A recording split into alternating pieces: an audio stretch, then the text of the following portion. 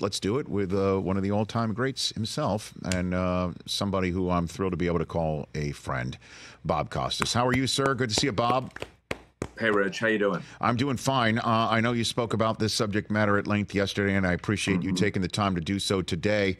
When you heard Willie Mays had passed away, your first blush thought was what, Bob? Well, no surprise. We knew it was coming shortly. When we heard that he couldn't come to Rickwood Field for the game tonight, which is a tribute to the Negro Leagues, but also designed as a tribute to him as baseball's greatest living player at the time. And it's both poignant and, in a sense, poetic that he would pass away right in the midst of this celebration of a part of his personal history, because he played for the Birmingham Black Barons in the Negro Leagues as a 17-year-old kid in 1948. So it wasn't a surprise. And I think the overwhelming sentiment is just great appreciation for his place in baseball history, which actually transcends that to the point where I don't think it's an overstatement to say that he was, for a very long time, a national treasure. And maybe younger fans, and you could be middle-aged and never have seen him play in person or even on television in a live situation, maybe those fans who weren't really students of baseball history are gaining a better appreciation in the last few days with all the tributes to him of just how important he is in baseball history and just how incredibly great he was as an all-around player, but also as a showman, as a true stylist. You know, the sports world is, in my view, blighted these days by exhibitionists who don't understand what true style is. But the Willie Mayses, the Sandy Koufaxes, the Roberto Clementes, the Dr. J's and others, they had tremendous magnetism and style without a thimble's worth of exhibitionism.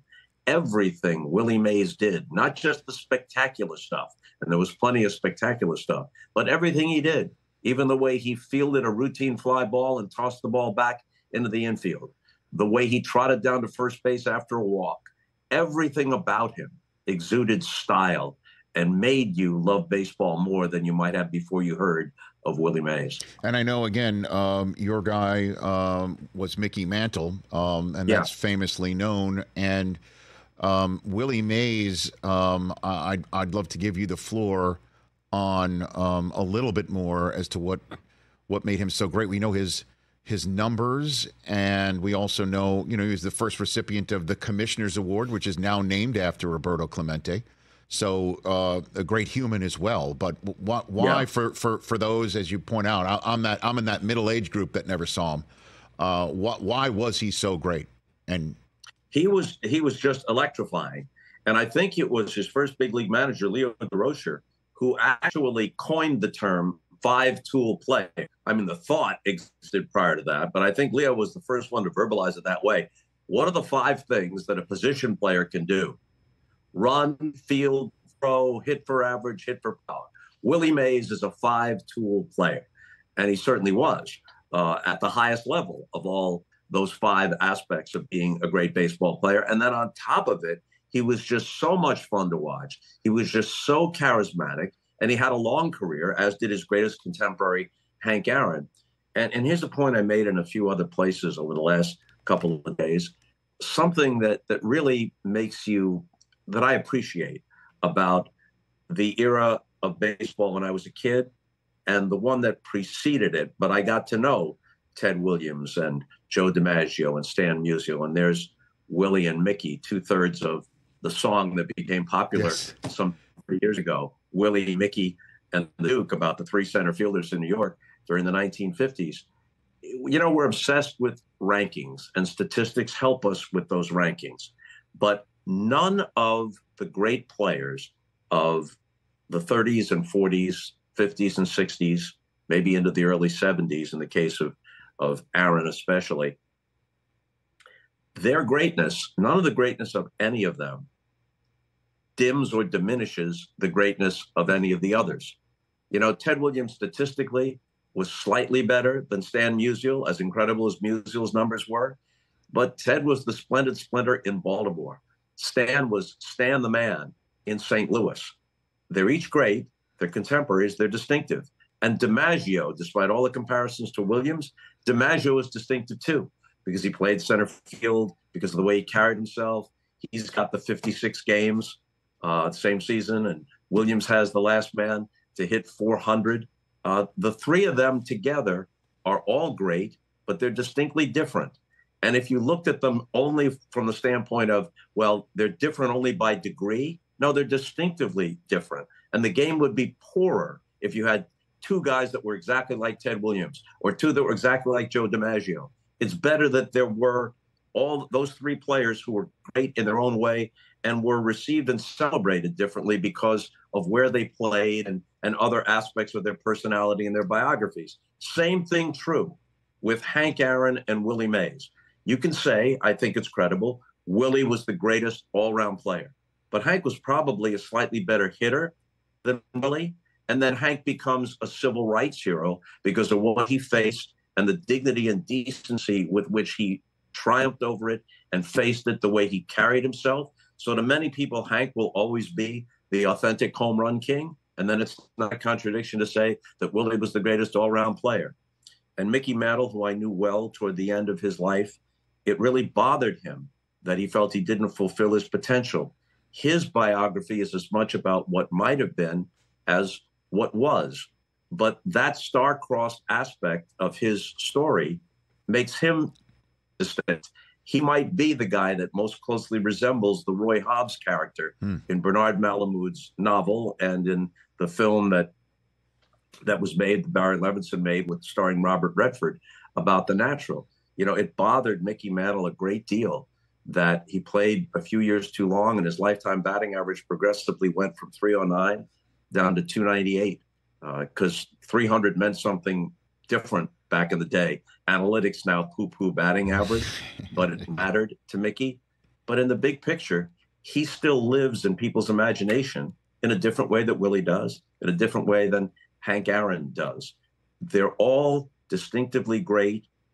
The game would be much poorer without them.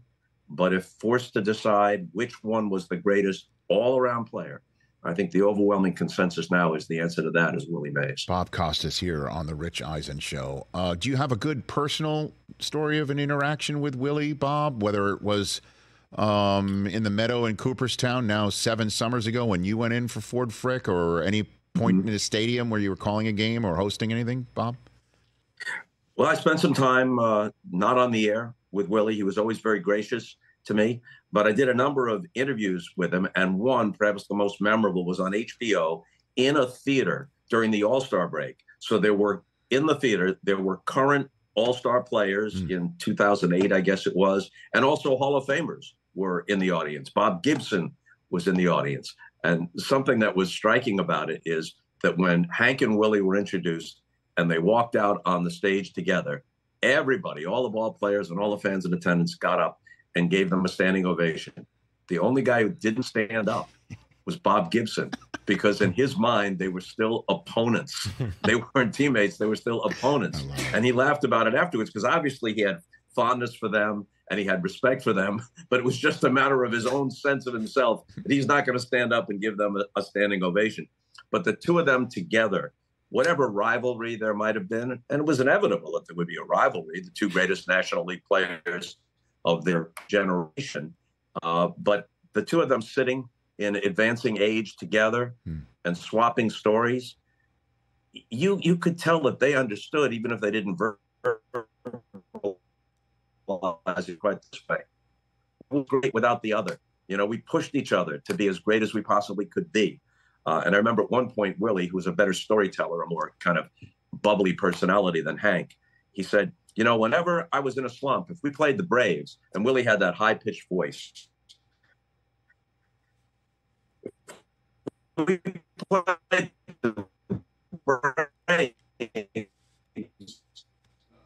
I'd ask, what is it a hit? And I'd break, just threw his head back and laughed. Can you tell that last part one more time, Bobby? Your Wi-Fi was kind of a little dicey at the end there. It's all good. No, it's all right. It's good. So yeah, Willie said, the anecdote Willie told was that if he was in a slump and the Giants played the Braves, he would ask Hank if he could borrow one of his bats, because, as Willie put it, there's a lot of hits in that bat. And then I break my slump. Who knows if that's exactly true, but it sounds right. And I think the general sentiment of it was true. I love that. Bob Costas here on the Rich Eisen Show. Would you care to chime in on who you think is now currently the greatest living ball player on our planet, Bob, since that obviously was Willie Mays prior to his passing? But who Yeah, you could make a case, and a good one, for the pre-steroid Barry Bonds. There's such a clear line of demarcation from when he went from being what he was, an inner circle elite Hall of Famer on his natural merits, a genuinely great player, one of the greatest of all time, and then became superhuman. But the pre-late 1990s Barry Bonds has a case, but so too does Ken Griffey Jr.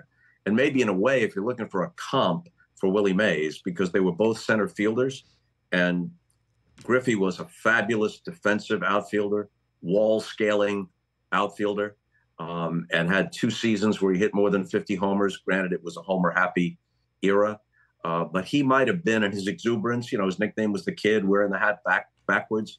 That's kind of comparable to Willie. You could feel his joy of the game, and that transmitted to fans. Maybe Ken Griffey Jr.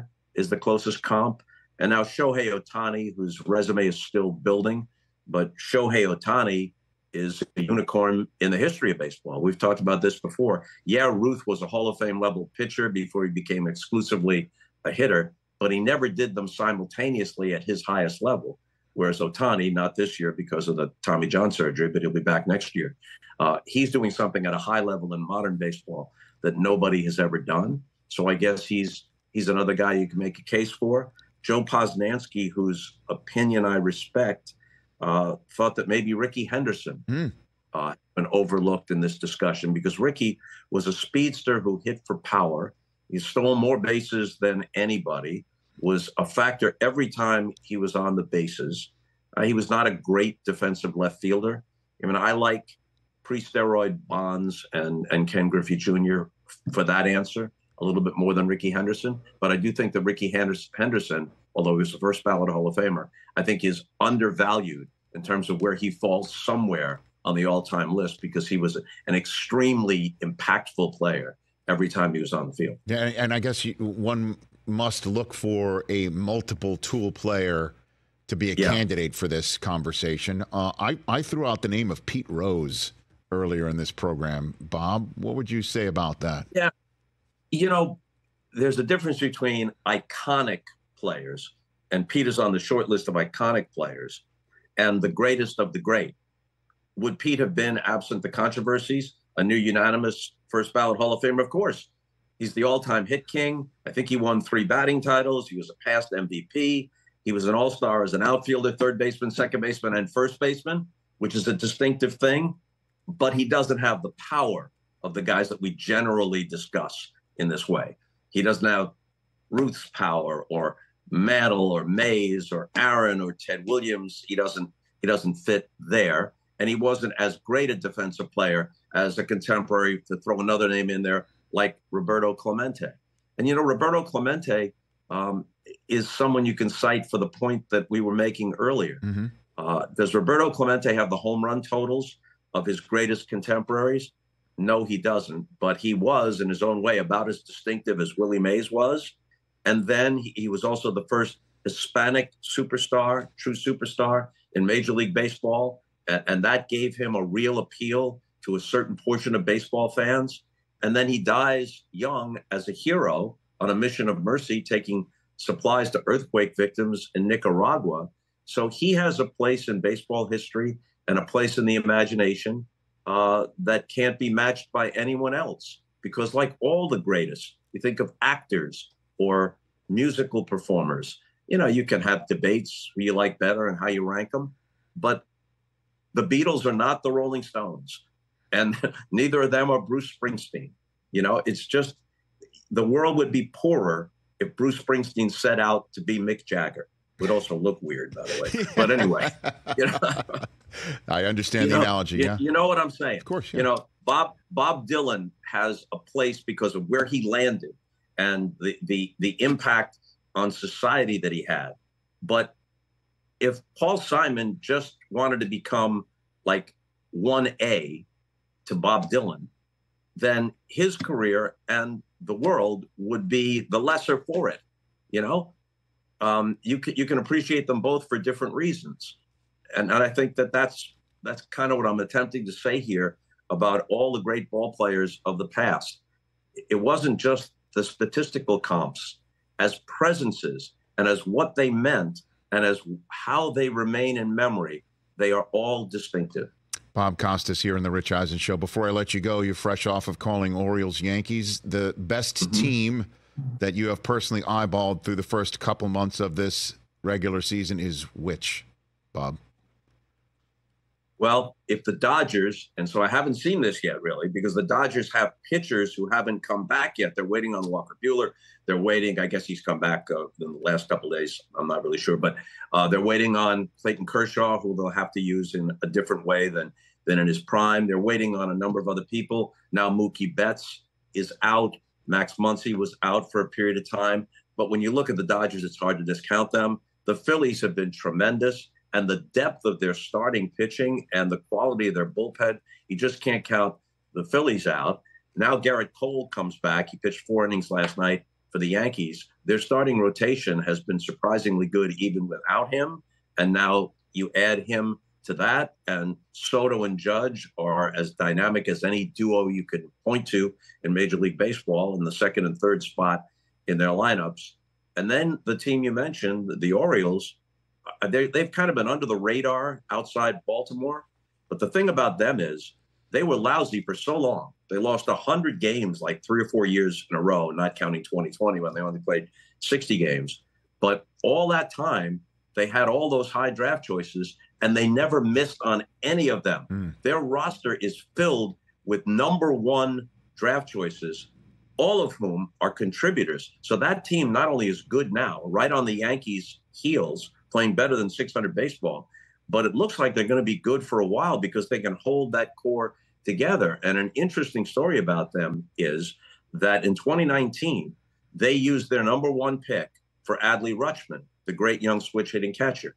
The #2 pick was Bobby Witt Jr., who's headed for the Hall of Fame for the Kansas City Royals, but not to worry, because the Orioles used their #2 pick for Gunnar Henderson, who's right there with Bobby Witt Jr. when the question is, who's the best shortstop in the American League? So the Orioles, I mean, I don't know if they're playing Moneyball or exactly what they're doing, but right now their payroll is around $100 million.